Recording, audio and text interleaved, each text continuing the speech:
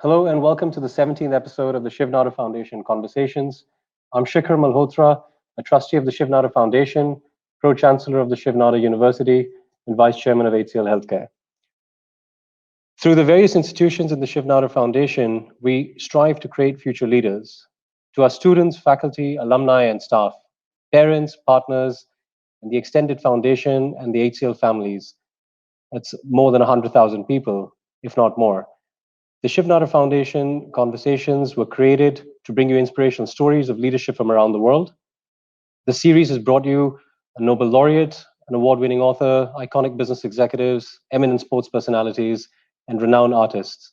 And these conversations have been seen over 15 million times online. We live in strange times, and we're all realizing how some important elements from our lives are missing. Sports and football in particular are clearly one of them. No matter what your politics or your views on the economy, we can all agree that sport is the ultimate unifier.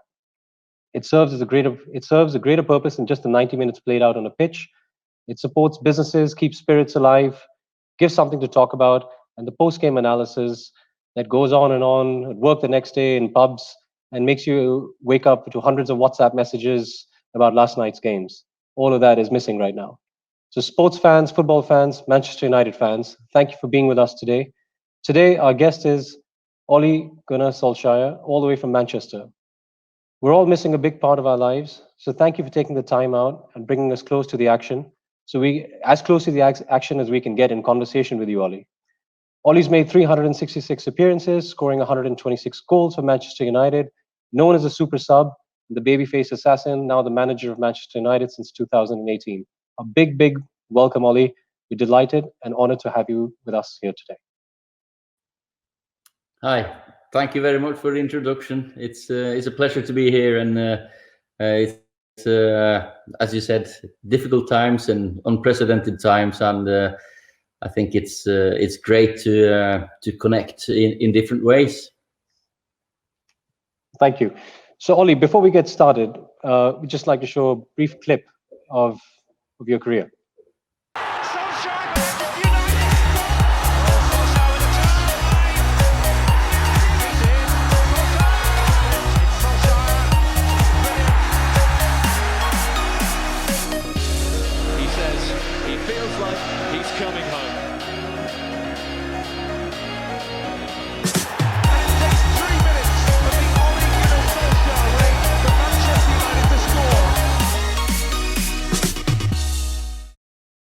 So, Ole, before we go back in time, let's start with a question on everyone's mind.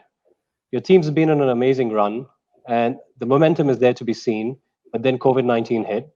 Old Trafford, with its 76,000 fans, and without the fans in the stadium, assuming the league resumes, how do you plan to keep the players motivated? And what will it be like when they're a goal down and they need the fans to get behind them and boost up the atmosphere in the stadium? Does it sort of put more pressure on you, as a manager? And I recently read, which I liked, the Spain coach Luis Enrique said that football without fans is sadder than dancing with your sister. I think it is gonna be strange for sure, because football is for the fans, and I've been a fan my whole life. I've loved going to football games, watching football games.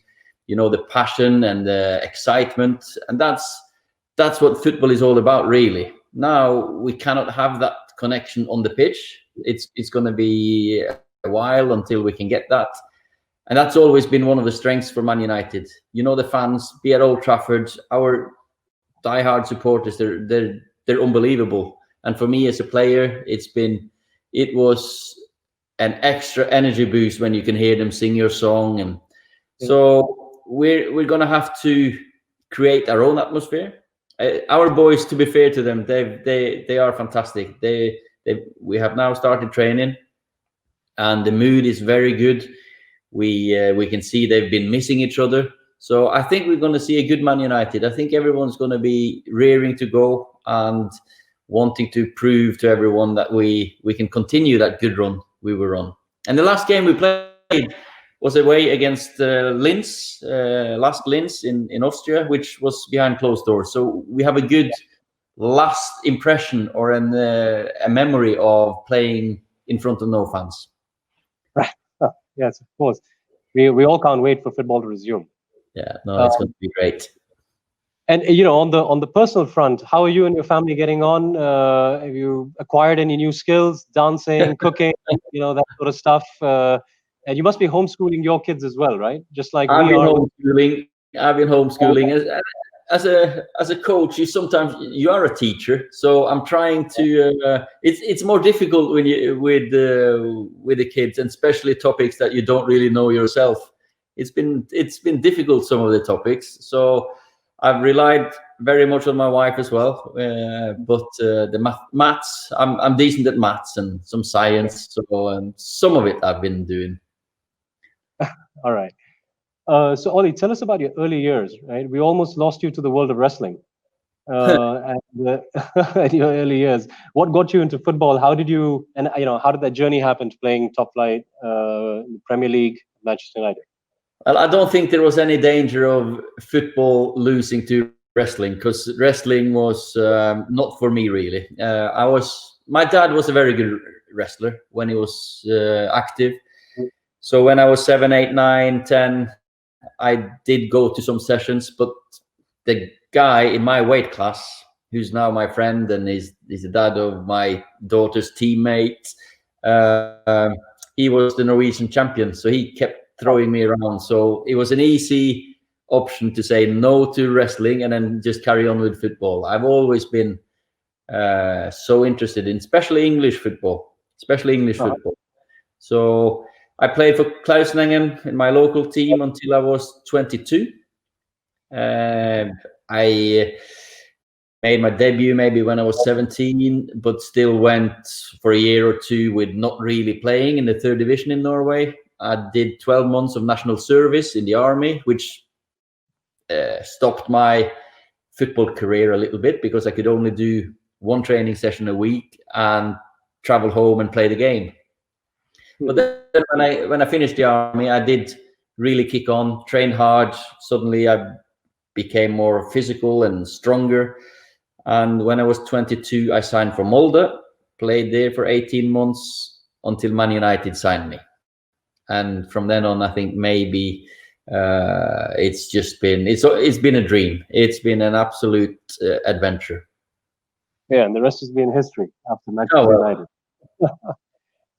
So with what's interesting is with no live football to watch, right? Nowadays, all of us are reminiscing about old footballing moments, major games, and sort of milestones in our teams. So on that point, we must talk about the famous night in Barcelona on the 26th of May 1999, which incidentally today is the 21st anniversary of that day. Yeah, it is 21 years ago today.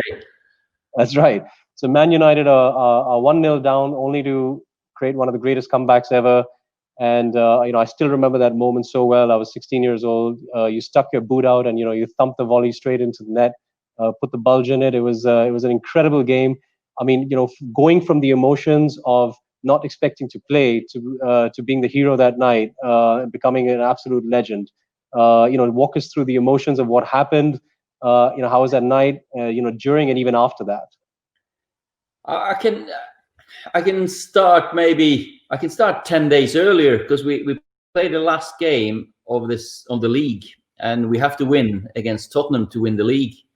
And at half time, it's 1-1, and the manager, he takes Teddy Sheringham off the pitch. He puts Andy Cole on as the substitute, and he talks about just keep on playing like you do, and if we don't score, I will just put Ole on the last 15 minutes.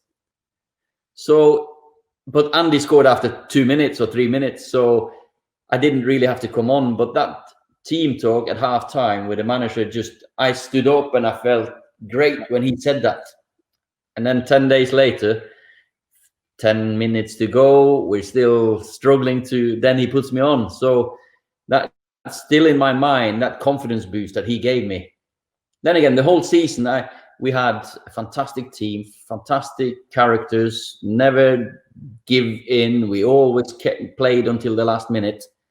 I did have a feeling, though, that night was going to be my special night. I did tell the coach, Jimmy Ryan, because he said, tonight it's going to something special. And I said, yeah, I know, I'm going to come on. I'm going to do it, because I did have that special feeling. I even rang my mate and said, you have to ask him if he was going to watch the game, but he's a nurse. So he said, no, I've got the night shift, so I can't finish the game. So I said, make sure you get someone to stand in for you just for half an hour. Just watch the finish of the, I'm sure something's going to happen. Okay. And we're 1-0 down, and of course, I'm getting ready to warm up and getting ready to play.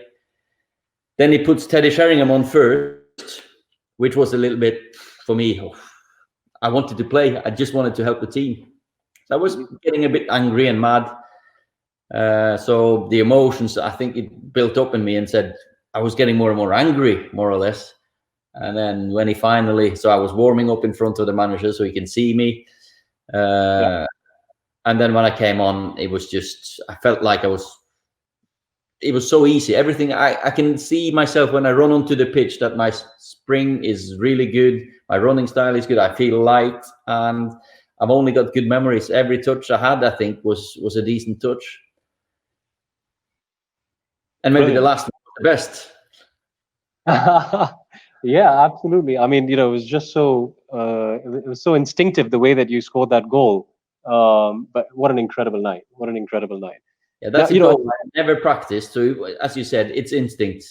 I was used to being inside the box and trying to score goals, and never scored a goal like this before, never after, but it was just instinct. So, aside from that game, what has perhaps been the best game that you've ever played in, wearing the Manchester United colours? Difficult question again. I played the FA Cup final just 3 or 4 days before, which was a special day for me. I started it, and that was very, very special for me. But also, we played at home against Real Madrid. We won 4-3. Yeah, Ronaldo, the Brazilian, scored 3 goals against us, and they beat us because they won 3-1 in the first game. But still, that was a fantastic game to play in. Fantastic football, 2 great teams, and one of my best performances ever, apart from not scoring goals. I should have scored 2 or 3 that game, and should have made us come to the semi-final. I think it was the quarter-final that was. But it was a very good game to play in. That was a great game for the neutrals as well. Yeah, but every win against Liverpool is probably I have to say, that's the best game. Whenever we beat them was fantastic. Yes, of course. So, talking about your coaching life, and we want to know, what are the players up to?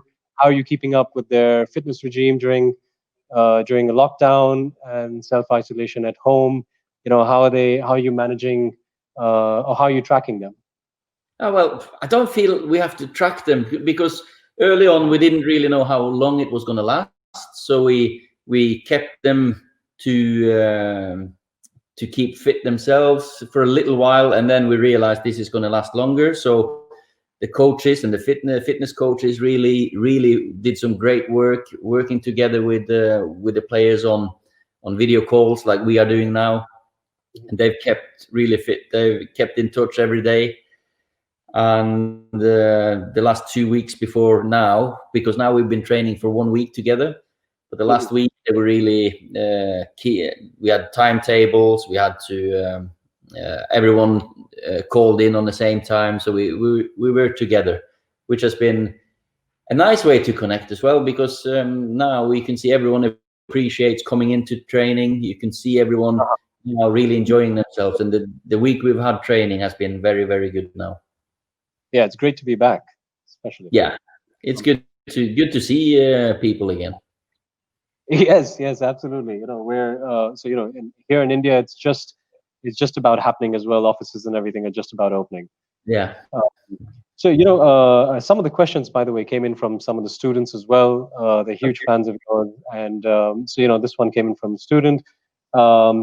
Over the last 2 months, they've seen a few of your interviews, and they've noticed that you talk about the need for positive and good mental health in times like these, and they wanted to know that how are you preparing your players mentally if the league was to resume? Is such a huge factor, right, for professional athletes in their performance. Yeah, I think I'm a big fan of your Johan Cruyff. Of course, I was a great friend of Jordi Cruyff, and we're still friends. So I was honored enough to meet Johan Cruyff a few times, and he always used to say that football was 90% in the head and 10% in the feet. Yep. And if your mental health is not good, there's no way you can perform as a footballer. So my approach to managing is always to manage and coach the whole person, not just the football skills, but general life skills. Talk to them about how life is. Talk to them how. And now during the lockdown, how is your girlfriend? How's your wife? How's your kid? How are you eating? How do you sort your cooking out, or all these little things that makes the players feel valued, because it's important that they know that we care about them, and we do as people.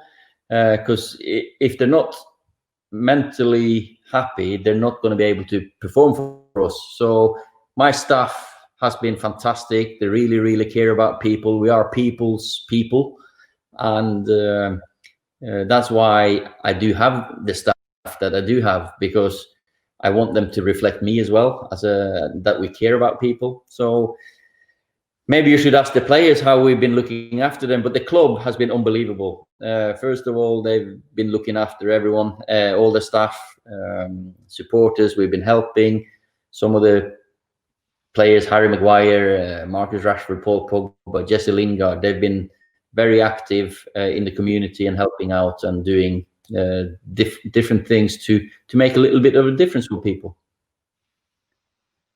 That's great to hear. It's great to hear, Ole. And we've been following some of that actually online as well. Yeah.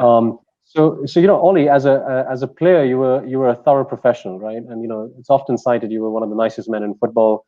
You were known for your humility. You're ready to take on any role. How do you relate to the game now, and how do you pass on the same qualities to the players nowadays, right? Especially, you've got a very young squad. You're going through a rebuild year as well, and so there's such a great time and opportunity to do some of that.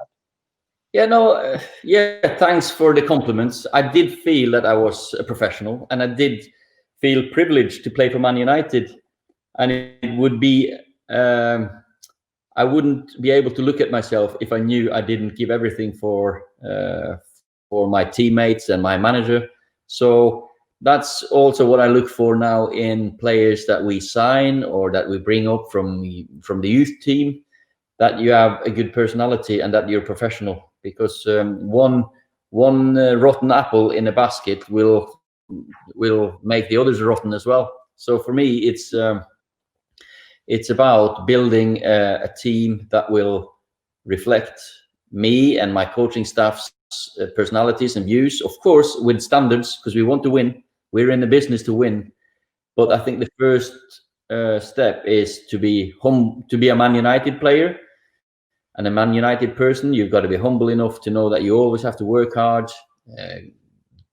never give in, always do your best. 100% effort is required every day, and don't think you're better than you are. But play with arrogance, play with that confidence at the same time. It's a fine balance, but that's what is going to make the difference for us when we want to get to the championship again, that we want to win.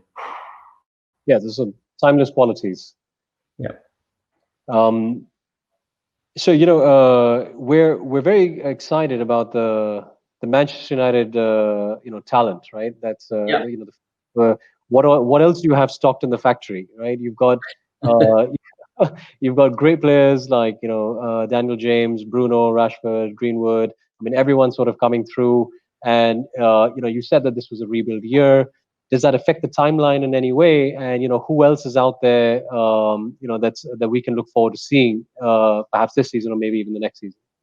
I think we've always been built on youth and young players coming through, and there's always going to be one or two special kids coming through the youth system at Man United, and we do have a couple or more than a couple that I'm sure that we will see in the next couple of years.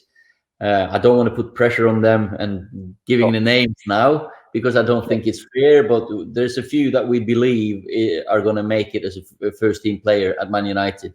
Of course, you can see Greenwood now and Brandon Williams, Marcus Rashford, Jesse Lingard, the ones that have gone through, Scott McTominay, Paul Pogba's been in the system, and Andy Pereira's been in the system. It's fantastic to see those kids be successful, and we think that we're going to see a few more coming through.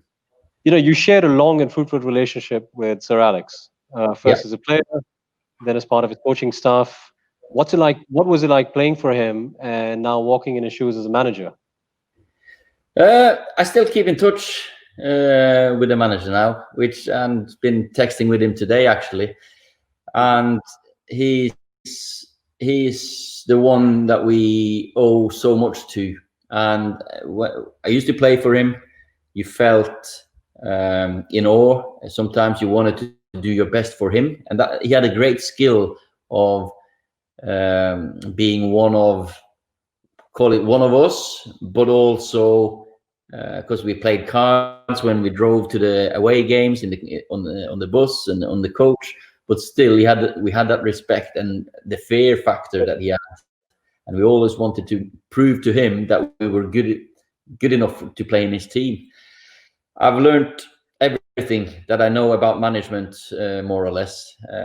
I learned how to become a winner when I got to Man United. I never won anything really before I got to Man United, and how to be hungry, how to always look for more and improve and get better and learn and be humble enough and hardworking enough to reach the next level. Mm-hmm. Speaking of coaching, and this is your first interaction, with an Indian audience, and you did mention that you're yet to come to India, right? So not been privileged enough to come over. Hopefully, I can bring the team maybe, and we can play a game. Yeah, we'll take you up on that offer. Yeah, that'd be great. We'll there's some of the players actually, rather some of the students who are aspiring coaches themselves, and they've asked that in the Indian context, as a developing country, and the game is exploded in the country. It's become absolutely huge. It's widely watched, and we've got 35 million fans in India. But coaching and players, the development is still in its nascent stages. Is there some some good advice or tactical advice that you can give to the coaches, keeping the sort of Indian context in mind? What should they be doing? What should they be developing on? And this question has come directly from them. Yeah, no, that's a very long question, and we could probably do a seminar on this. But the short version is, nowadays there's so many tools and there's technology everywhere to look up football and to look for sessions. Sessions is one thing, but it's the interaction, how you communicate with your players, how you coach, something that's maybe easy for you, the different ways of learning, and just to challenge them on the right level all the time. That is, it's always something that you strive to do, and you want to come back for the next session. Is it technically, tactically? Football is evolving so quick now, and the football now, compared to the one I played in, say in '99 in the final, it's so different. It's so much more tactical now. Everyone's physically stronger, quicker. The evolution has been unbelievable, and so how some advice? Really be prepared. Know your players. What do they need? There's so many things. Don't just assume that they know things. Use technology. Sit down. Analyze. That feedback is invaluable. It's so valuable for any player to sit with a coach and go through his clips, for example. So I think time and the effort to connect with them. Thank you. That's actually great advice. When you see some teams which are stocked with a lot of talent, right? Yeah. And is sometimes talent alone, very top quality talent, is that alone good enough to get you to the end goal of winning, let's say, a championship? And how important is the team chemistry and camaraderie? How does that come in? In the first question, I would say no. Talent is not enough, because you can be as much talented as you want. If you don't have the work rate, the camaraderie, the team spirit, as you say, then the second question is no. A team is a team that bond together. Of course, you push each other. It's not about just being nice and being friendly with each other. You challenge each other all the time. You strive for the next level all the time. And talented players, sometimes it's easy for them, but the best ones, they're always hungry to improve. I had so many good teammates that were striving to be better. Roy Keane, Ryan Giggs, David Beckham, Cristiano Ronaldo, Gary Neville. They always, they knew they were good at what they were doing, but they always wanted to improve and get better and get their teammates with them. I've been watching the Netflix documentary now, Last Dance. I think many around the world have been watching, with Michael Jordan, and what a fantastic professional and athlete he was, but also talented, but still a leader. He had to push his players, and it's been a fascinating watch. Yeah, it's certainly recommended. I mean, my wife and I just finished it as well. Is the lesson, the takeaway is, I think his hunger was more than anything else. It was on another level. And as you say, hunger. You never settle with what you've done. You always want to improve until you can't mentally do anymore, or physically. For me personally, I had to retire through my knee, so I had to stop physically, but mentally I was ready to go. If you're lucky enough to stop when you're on top, but you don't feel like you have that drive, I wish I had that feeling. Well, you've been around, for many years, and when you've seen loads of talent come through, right, and you look at that hunger factor, and a lot of people talk about Cristiano Ronaldo having that hunger factor. In your observation, is that something that you're sort of born with, or is it built over time based on the environment that you're in? How does one go about building that hunger? And in your experiences, where have you seen it? I think that in the environment that I think it's a combination between both. As I said, I think Cristiano's always had it, Ronaldo. I think he always wanted to be the best. But it was also shaped by the environment he came to at Man United, that we just had to guide him once in a while. When I say we, the more experienced players, we could see a world-class talent with the best attributes physically and technically that you could ever see, but there were always little things that we could help him with. And I think that's you have to have that desire, of course, but you also have to have the environment, and together those two will be a great combination. You can have all the want and desire in the world. If you're not the talent, you're not going to make it to the top. But Cristiano, you could see with him that he wasn't going to let anything get in the way of being the best in the world. And you have to make sacrifices. You have to really make sacrifices then. And he did. Is that something that's visible, right on the surface when you meet someone, or are these sort of hidden qualities that one has? I think you can see it, but it's also Gary Neville as well. He got the most out of his talent. Many of us, we got the most out of our talents. I think I did. But if I'd gone to a different club than Man United, with a different manager, different teammates, maybe I wouldn't have, or I'm 100% sure I would have had a different career, because that's where I learned how to be a winner, how to win. What's the difference between being first and second? If you win one day, you don't rest and on your laurels and happy next day. No, you go on the next day and you want to improve and you want to be better again. I learned that at Man United. So Manchester United, I mean, it's obviously very extremely well known, not just for nurturing player talent, but even coaching talent. And when you when you hung up your boots, you decided that you wanted to go into coaching straight away. Yeah. And what made you feel? What were those qualities that you had, which instinctively made you feel that I will be a good coach, and I will succeed as a coach? And well, I wasn't 100% sure I was going to be a good coach, because naturally I'm a, call it introvert or a shy person.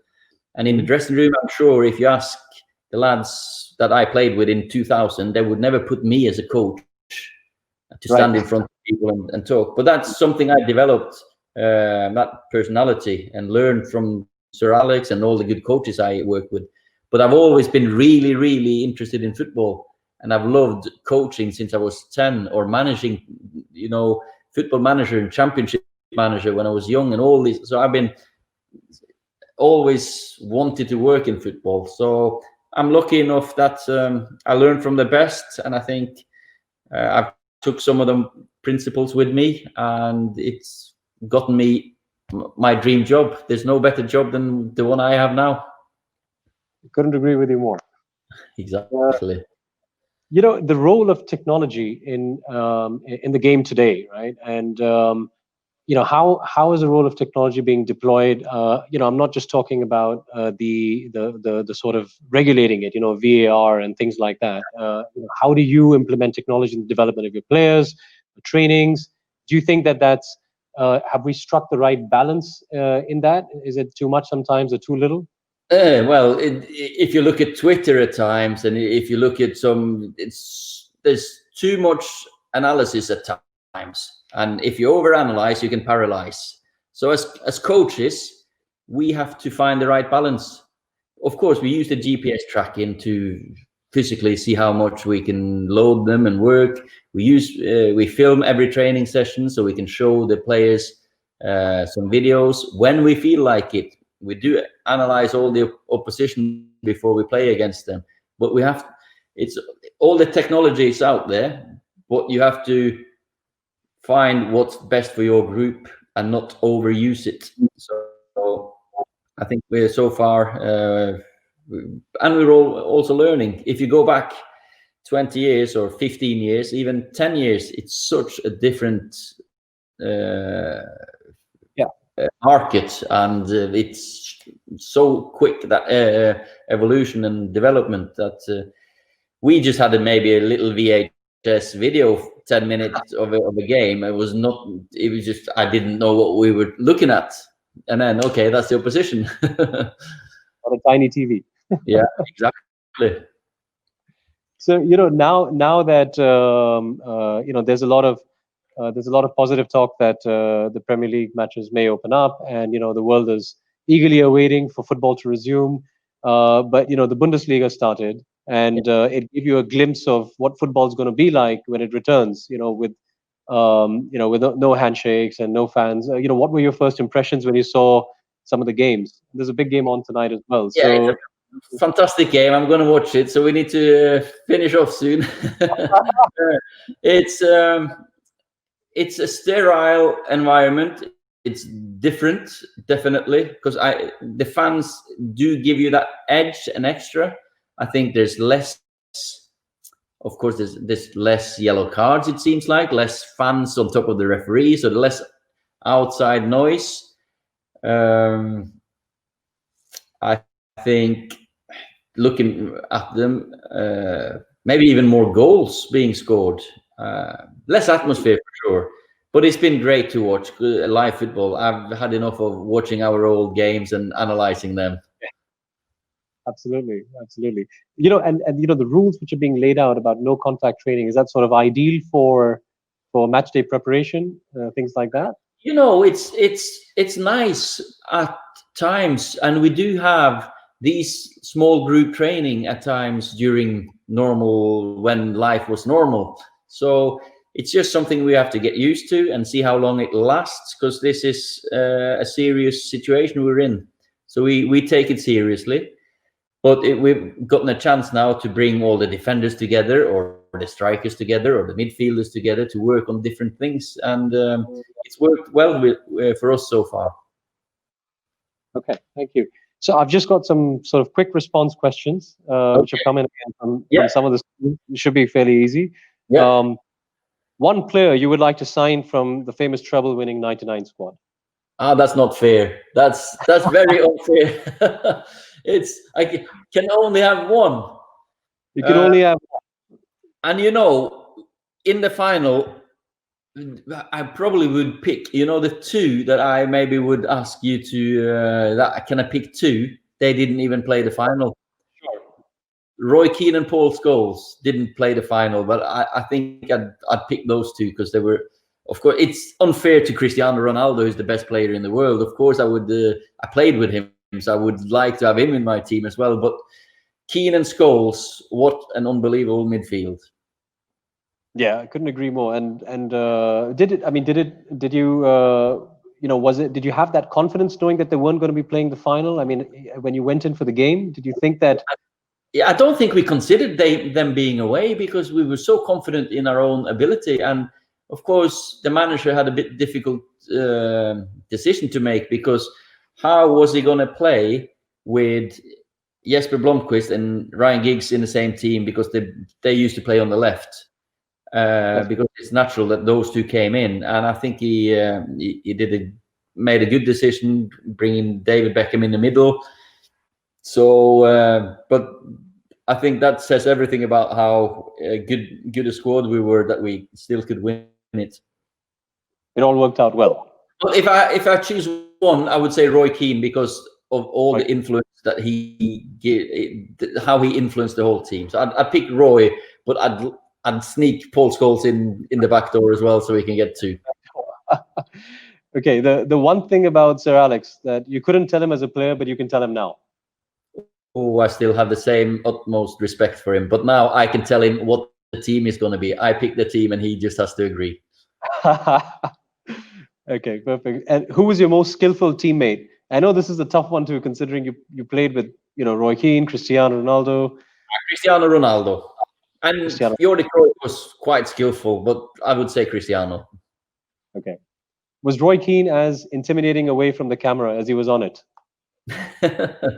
Roy, I don't think he minds me saying we're good friends and we keep in touch, and he's a fantastic friend of mine, and he was a great colleague, but he was intimidating. But we meet up for cups of tea and coffee, so he's a fantastic guy, Roy. Right. Of all the legendary players, who did you bond with best outside of the game? No, I keep in touch with many of them, and of course, as I said, Roy, he invites me for tea quite often. But when I was a player, I bonded really well with the Dutch players. So it was Ruud van Nistelrooy, Edwin van der Sar, Jaap Stam, Jordi Cruyff. It was a strange combination, me and the Dutch. Neighbors. Yeah. Are you the best super sub ever? Yeah. Good. If I can have a sub, I'd pick me now. Well, there you go. I have the right mentality to come on. So for the 13,000 students that we've got, who are in self-isolation at home and schools are closed, is there a message that you could give them to boost their spirits and to motivate them?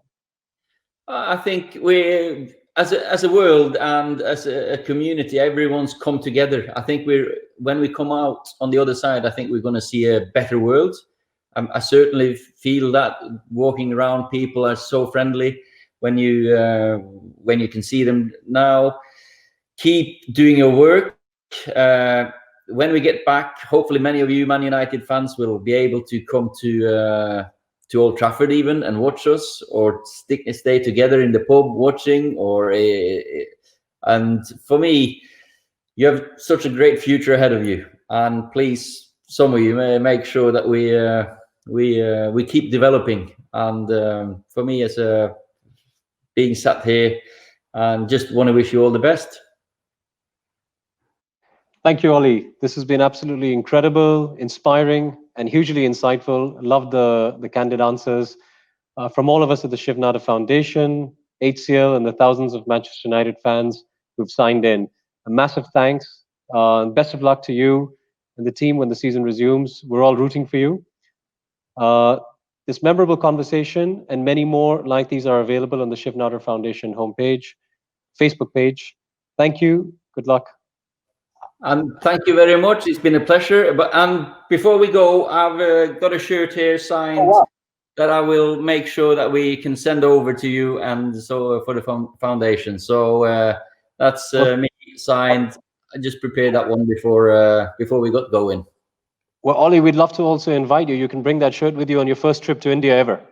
Okay, let's make sure I can get over there. So thank you very much, and it's been a pleasure. Thank you so much, Ollie. Thank you for your time. Thanks.